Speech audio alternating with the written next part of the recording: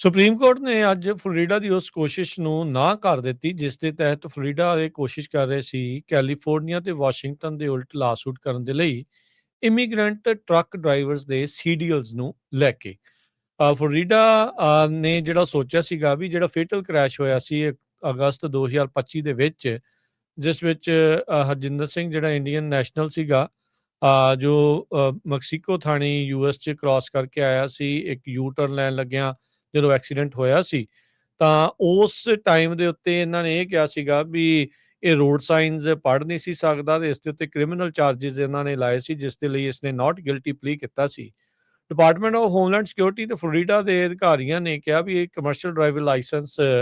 ਹਰਜਿੰਦਰ ਨੇ ਲਿਆ ਸੀ ਕੈਲੀਫੋਰਨੀਆ ਤੇ ਵਾਸ਼ਿੰਗਟਨ ਤੋਂ। ਪਰ ਇਹਨਾਂ ਨੇ ਇੱਕ ਲੌਂਗ ਸ਼ਾਟ ਕੋਸ਼ਿਸ਼ ਕੀਤੀ, ਸੁਪਰੀਮ ਕੋਰਟ ਦੇ ਵਿੱਚ ਲੈ ਕੇ ਗਏ ਵੀ ਅਸੀਂ ਇਹਨਾਂ ਦੋਨਾਂ ਸੂਬਿਆਂ ਦੇ ਖਿਲਾਫ ਲਾਸੂਟ ਜਿਹੜਾ ਉਹ ਕਰਦੇ ਹਾਂ ਕਿਉਂਕਿ ਇਹਨਾਂ ਨੇ ਕਮਰਸ਼ੀਅਲ ਡਰਾਈਵਰ ਲਾਇਸੈਂਸ ਜਿਹੜੇ ਯੂਐਸ ਸਿਟੀਜ਼ਨ ਜਾਂ ਜਿਹੜੇ ਗ੍ਰੀਨ ਕਾਰਡ ਹੋਲਡਰ ਨਹੀਂ ਆ ਵੀ ਉਹਨਾਂ ਨੂੰ ਕਿੱਦਾਂ ਜਿਹੜਾ ਉਹ ਦੇ ਦਿੱਤਾ ਜਿਹੜੇ ਕੀ ਫੈਡਰਲ ਸੇਫਟੀ ਰਿਕੁਆਇਰਮੈਂਟਸ ਨੂੰ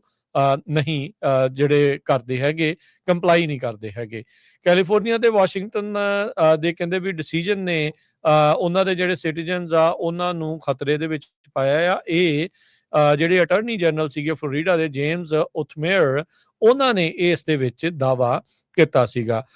ਤੇ ਪਰ ਜਿਹੜੇ ਕੈਲੀਫੋਰਨੀਆ ਦੇ ਅਟਾਰਨੀ ਜਨਰਲ ਆ ਰੌਬ ਬੌਂਟਾ ਉਹਨਾਂ ਨੇ ਕਿਹਾ ਵੀ ਇਹ ਦੋਨਾਂ ਸੂਬਿਆਂ ਦੇ ਵਿੱਚ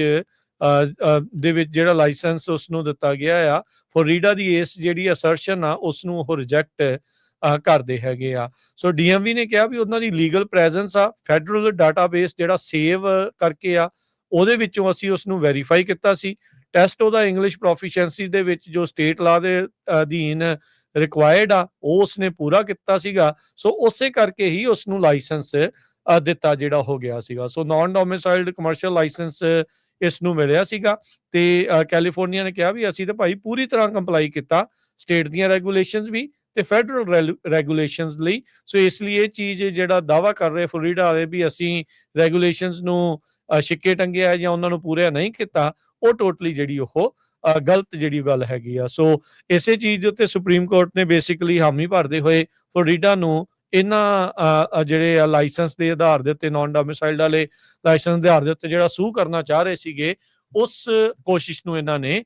ਰੋਕ ਜਿਹੜਾ ਉਹ ਦਿੱਤਾ ਹੈਗਾ ਆ। ਦੋ ਜਿਹੜੇ ਜਸਟਿਸਿਸ ਆ ਕਲੈਰੈਂਸ ਥਾਮਸ ਤੇ ਸੈਮੂਅਲ ਅਲੀਟੋ ਉਹਨਾਂ ਨੇ ਕਿਹਾ ਸੀਗਾ ਵੀ ਉਹ ਅਲਾਓ ਕਰ ਦੇਣਗੇ ਇਹਨਾਂ ਦੋਨਾਂ ਸੂਬਿਆਂ ਨੂੰ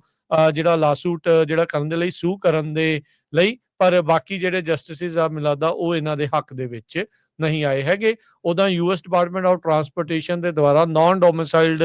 ਲਾਇਸੈਂਸ ਹੋਲਡਰਸ ਦੇ ਉੱਤੇ ਕ੍ਰੈਕਡਾਊਨ ਲਗਾਤਾਰ ਜਿਹੜਾ ਉਹ ਚੱਲ ਰਿਹਾ ਹੈਗਾ ਜਿਸ ਦੇ ਵਿੱਚ ਕਈ ਸੂਬਿਆਂ ਦੇ ਵਿੱਚ ਦੁਆਰਾ ਇਸ਼ੂ ਕੀਤੇ ਗਏ ਨਾਨ ਡੋਮਿਸਾਈਲਡ ਲਾਇਸੈਂਸ ਨੂੰ ਉਹ ਲਗਾਤਾਰ ਕੈਂਸਲ ਕਰ ਰਹੇ ਹੈ।